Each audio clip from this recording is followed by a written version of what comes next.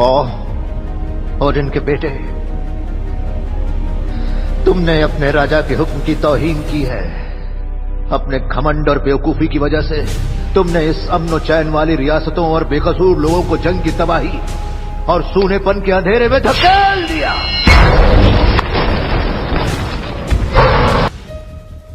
घमंडी, लालची और बेरहम लड़के, और आप बूढ़े और बेवकूफ हैं। मैं अब तुमसे तुम्हारी ताकत वापस लेता हूं। मैं ओडिन सबका पिता तुम्हारा बहिष्कार करता हूं। मुझ पर मेहरबानी करो, मरा मत। आया कहां से है? तुम्हारे पूर्वज इसे जादू कहते थे और तुम इसे विज्ञान कहती हो। हमारी दुनिया में जादू और विज्ञान में कोई फर्क नहीं है। उत्कर्ष ख्वाहिशों को भुलाकर अपने आप को रियासत के लिए समर्पित कर दोगे? वादा करता हूँ। मुझे कभी गलती नहीं चाहिए थी। मैं सिर्फ तुम्हारी बराबरी का होना चाहता था।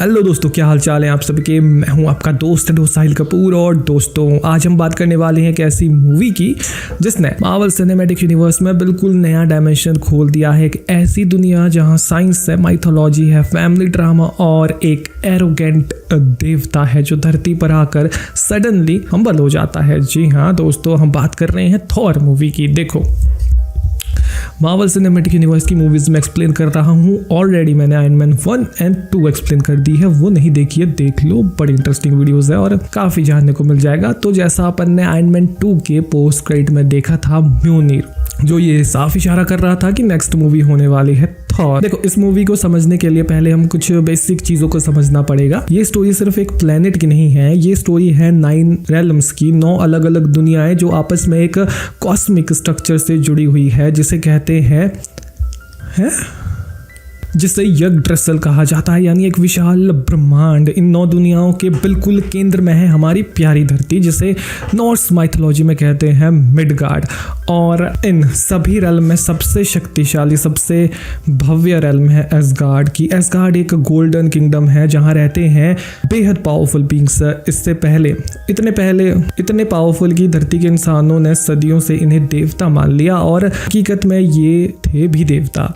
सदियों से ये एसगार्डियंस 9 रेल्म की रक्षा करते आए हैं, एक गार्डियन की तरह ऑब्वियसली। अब बात है सन 1965 एडी की।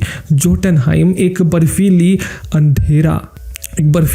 अंधेरी खौफनाक रेल्म जहां रहते हैं फ्रॉस्ट जाइंट, विशालकाय नीले रंग के बर्फ से बने राक्षस। इनका राजा है ल्यूफी, एक क्रूर और महत्वाकांक्षी दैत्य। लूफी का सपना था पूरे 9 रेल्म पर राज करना, और उसने शुरुआत की हमारी धरती से। फ्रॉस्ट जायंट धरती पर उतर आए, पूरी पृथ्वी को बर्फ में दफनाने की कोशिश की। हाँ, आइस एज। इंसानों पर कहर बरसाना शुरू किया, लेकिन तभी आसमान फटा। एसगार्ड के राजा ओडिन अपनी सेना के साथ धरती पर उतरे, और दोस्तों, जो लड़ाई हुई वो एक तरफा थी, क्योंकि ओडिन ने फ्रॉस्ट जायंट को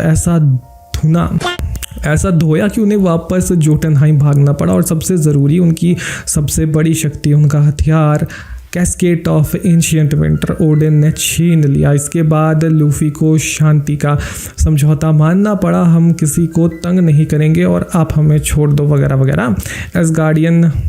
एसगार्ड और जोटनहाइम के बीच एक अनईजी पीस बन गई।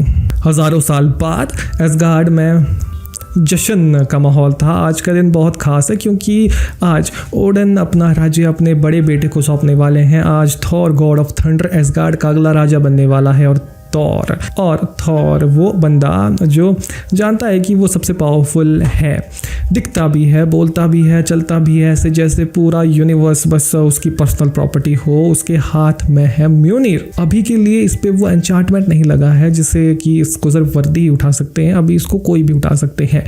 थॉर उसे ऐसे घुमाता है जैसे हम ऑब्वियसली अपने की चेन को कैजुअली घुमाते हैं।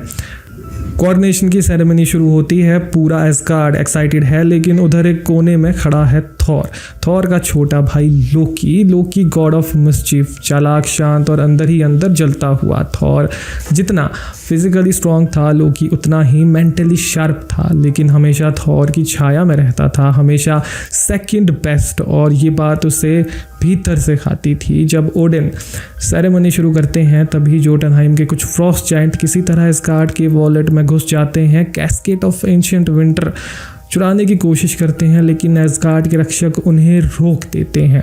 क्रोनेशन रोक दी जाती है। थॉर का खून खौल उठता है, वो तुरंत ओडिन के पास जाता है और कहता है हमें जोटनहाइम पर हमला करना चाहिए, ये हमारी टेरिटरी में घुस रहे हैं, इसका जवाब देना ज़रूरी है। ओडिन मना कर देता है, शांति समझौता उन्हें मंजूर नहीं, लेकिन थॉर रुकने वाला नहीं था। लोकी ने उसकी इस जिद को और हवा दी।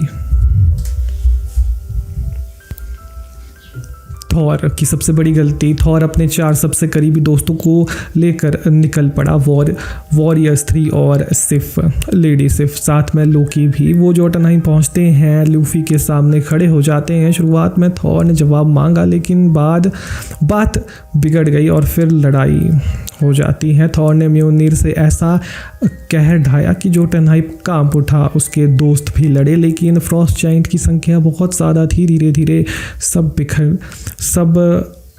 गिरने लगे और तभी वहाँ पहुँचे ओडिन। उन्होंने सबको बचाया, वापस एस्गार्ड लाया, और फिर जो ओडिन ने कहा वो थॉर के लिए किसी थंडरबोल्ट से कम नहीं था। आज तुमने आज जो किया थॉर, उसने हज़ारों साल की शांति को तोड़ दिया। तुम एक एरोगेंट, सेल्फिश और डेंजरस बच्चे हो, तुम राजा बनने के लायक नहीं। ओडिन ने थॉर की सारी शक्तियां छीन ली। म्योनिर लिया उस पर एक जादुई एन्चांटमेंट डाला, जो कोई भी इस हथौड़े को उठाने के लिए काबिल होगा उसे थॉर की सारी शक्तियां मिल जाएगी। और फिर थॉर को एक पोर्टल के जरिए धरती पर फेंक दिया गया। न्यू मैक्सिको, एक थॉर गिरता है न्यू मैक्सिको के एक रेगिस्तान में। वहाँ उसकी मुलाकात होती है जेन फॉस्टर से,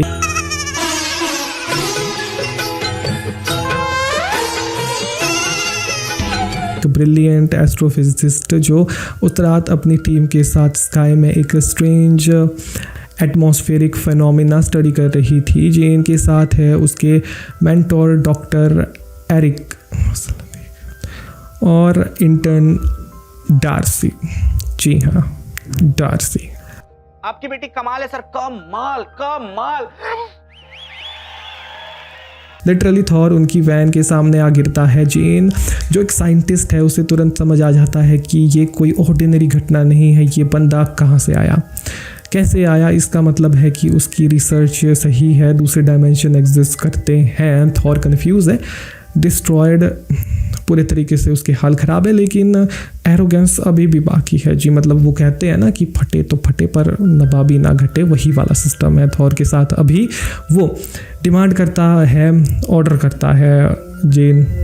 जेन उसे हॉस्पिटल भेजती है, जहाँ थॉर का बिहेवियर देखकर लोग उसे थोड़ा हिला हुआ समझ लेते हैं। उधर उसी डेजर्ट में म्योनिर गिरा हुआ है। जी ये वही पोस्ट क्रेडिट सीन है एक्चुअली जो हमें आयरन मैन में देखने को मिला था। एक लोग उसे उठाने की कोशिश करते हैं, ट्रक से उसे खींचा जाता है, लेकिन वो हिलता तक नहीं, क्योंकि उसका एन्चांटमेंट अब वर्क करने लग जाता है। उसके ऊपर जो एन्चांटमेंट लगा है ना कि भाई उसको सिर्फ वर्दी ही उठा सकते हैं, जो ओडिन ने कमाल कर दिया, वो यहाँ बरकरार है। उसे अब थॉर भी नहीं, ये स्पॉइलर हो जाएगा, तो उसे अब कोई नहीं उठा पा रहा, मतलब कोई भी अनवर्थी ह्यूमन तो नहीं। शील्ड, निक फ्यूरी की सीक्रेट इंटेलिजेंस एजेंसी को इस इंसिडेंट की खबर लगती है। उनके एजेंट्स वहाँ पहुँचते हैं, पूरे एरिया को यहाँ पर सील कर देते हैं। जेन का सारा रिसर्च डाटा जो कॉन्फिडेंशियल था उसे भी उठा लेते हैं। बिल्कुल थॉर को जब पता चलता है कि जी पूरा FBI ओबरॉय वाला सीन, थॉर को जब पता चलता है कि म्योनिर वहीं है, तो वो शील्ड के पूरे कैंपस से अकेले लड़ता हुआ म्योनिर तक पहुँच जाता है। वो म्योनिर के पास खड़ा होता है, उसे उठाने की कोशिश करता है, नहीं उठता और थॉर के हाल ख़राब हो जाते हैं क्योंकि पहली बार उसे डर महसूस हो रहा था। उसे ऐसा लग रहा था कि ये क्या हो रहा है उसके साथ, क्योंकि ना तो उसके पास उसकी शक्तियाँ थी, ना ही वो वेपन जो उसने 1500 सालों से विल्ड किया वो उसे हिला भी नहीं पा रहा था। और दोस्तों ये मोमेंट थॉर के लिए बिल्कुल हार्ट ब्रेकिंग था। वो रोता है बारिश में अकेले, वो देवता जो हमेशा इस हथौड़े का मालिक था आज वो उसे उठा तक नहीं पा रहा क्योंकि वो अब वर्दी नहीं रहा। शील्ड उसे अरेस्ट कर लेते हैं। उधर एसगार्ड में ओडन स्ट्रेस और ग्रीफ की वजह से एक डीप स्लीप में चले जाते हैं, जिसे ओडन स्लीप कहा जाता है। एक नेचुरल प्रोसेस है जब ओडन को रिचार्ज होना पड़ता है। इस फॉर्म में वो सबसे वीक फॉर्म है ये उनकी। और अब एसगार्ड की पावर्स किसके हाथ में आई? लोकी ऑब्वियसली एक्शन किंग बन गया, यानी जैसे होता है ना प्रधानमंत्री पावर में आ जाता है प्रधानमंत्री के जाने के बाद, काइंड ऑफ। लेकिन दोस्तों इसी बीच लोकी को एक ऐसी सच्चाई पता चली कि जो उसकी ज़िंदगी बदल देती है। जब जोटनहाइम में लड़ाई हुई थी, एक फ्रॉस्ट जाइंट ने लोकी का हाथ पकड़ा था और उस टच से लोकी का हाथ नीला हो गया था जैसे एक फ्रॉस्ट जाइंट का होता है। लोकी ओडन के पास जाता है जो अभी ओडन स्लीप में है और उनसे पूछता है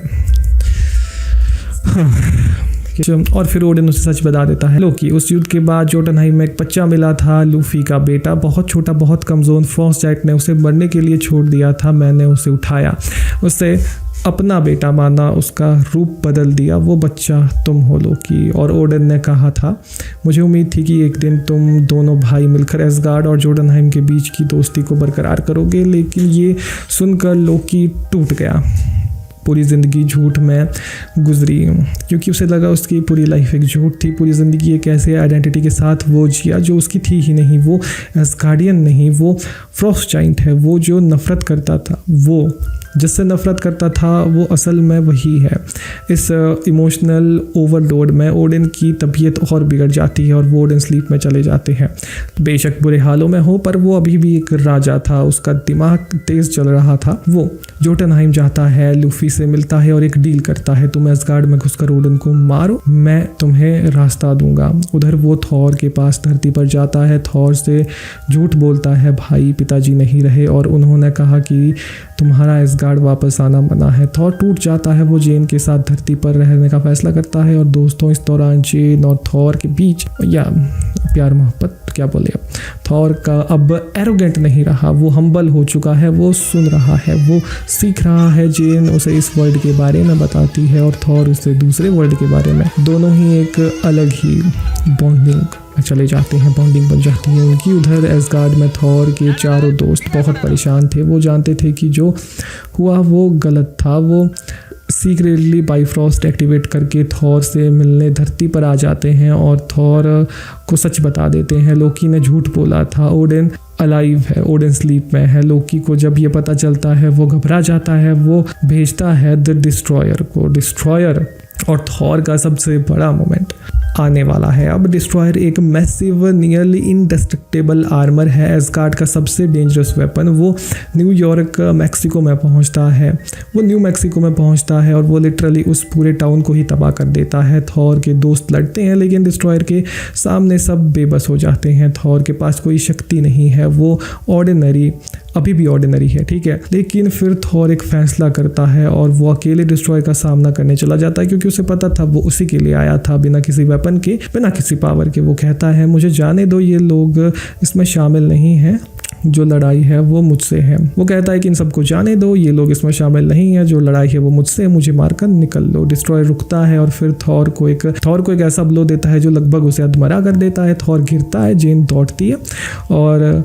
आसमान में म्योनिर हमें दिखाई देता है क्योंकि जिस इंसान ने अपनी जान देकर दूसरों की रक्षा की वो वर्दी हो गया भाई। म्योनिर तेजी से उड़ता है और थॉर के हाथों में आ जाता है। थॉर खड़ा होता है, बिजली गिराता है और डिस्ट्रॉयर को तबाह कर देता है, डिस्ट्रॉयर को डिस्ट्रॉय कर देता है सर जी। और लगभग यहाँ मूवी एंड हो जाती है। थॉर अपने दोस्तों के साथ एसगार्ड वापस लौट आता है। उधर एसगार्ड में लूफी घुसता है। जी, क्लाइमैक्स को कैसे भूल सकते हो, अभी क्लाइमैक्स बचा हुआ है।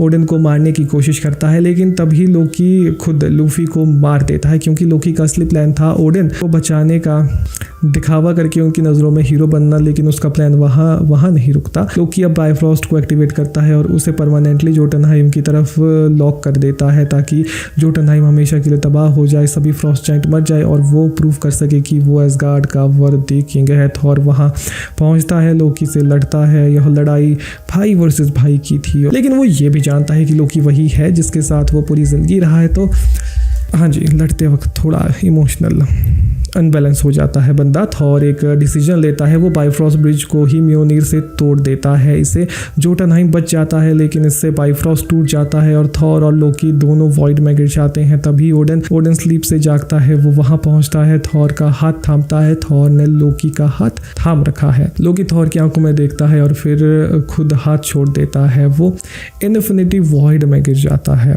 एसगार्ड में सब नॉर्मल हो जाता है। ओडन थॉर को राजा बनाने की बात करते हैं, लेकिन इस बार थॉर खुद मना कर देता है। वो कहता है, नहीं पिताजी, मैं अभी इसके लिए रेडी नहीं हूँ। वो जो थॉर एसगार्ड से निकला था वो एरोगेंट, इम्पल्सिव और सेल्फ सेंटर था। जो अब ये वाला थॉर वापस आया है वो ज़्यादा बुद्धिमान, ज़्यादा हम्बल और वर्दी बंदा बन चुका है भाई। इसमें पोस्ट क्रेडिट सीन भी है। देखो, मार्वल की मूवीज़ है, पोस्ट क्रेडिट सीन क्यों ना हो। दोस्तों, मूवी ख़त्म होती है और अपन देखते हैं पोस्ट क्रेडिट सीन में डॉक्टर एरिक को शील्ड की एक सीक्रेट फैसिलिटी में लाया जाता है। वहाँ उनसे मिलते हैं Nick Fury, director of SHIELD हाँ के माता पिता सब कुछ। निक फ्यूरी उन्हें एक मिस्टीरियस ग्लोइंग ऑब्जेक्ट दिखाते हैं और कहते हैं कि इसे स्टडी करें। डॉक्टर एरिक एग्री हो जाते हैं। कैमरा शिफ्ट होता है और एक मिरर में उनके पीछे एक परछाई दिखती है, लोकी की, जो मरा हुआ नहीं था, जो कि डॉक्टर एरिक को ही कंट्रोल कर रहा था। और जो ऑब्जेक्ट निक फ्यूरी ने दिखाया था वो था डेजरेक्ट, एक अनंत मणि।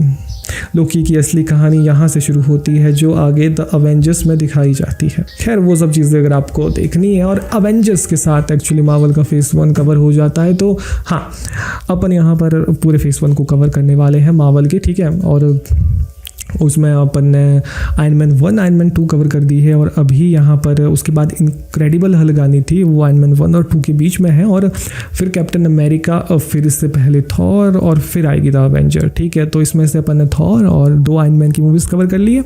बाकी 2-3 और मैं रिकॉर्ड कर रहा हूँ अभी, मतलब कैप्टन अमेरिका करूँगा इसके बाद रिकॉर्ड, और उसके बाद मैं शायद करूँगा रिकॉर्ड आयरन मैन 3, तो ये कवर हो जाएंगी। बस इनक्रेडिबल हल्क एंड अवेंजर्स रहेगी, तो मतलब हाँ, इस मंथ आपको वो सारी देखने को मिल जाएगी। तो 20 चैनल को सब्सक्राइब कर दे। बाकी मिलते हैं अपन नेक्स्ट वीडियो में। Now goodbye, take care, अब बाय।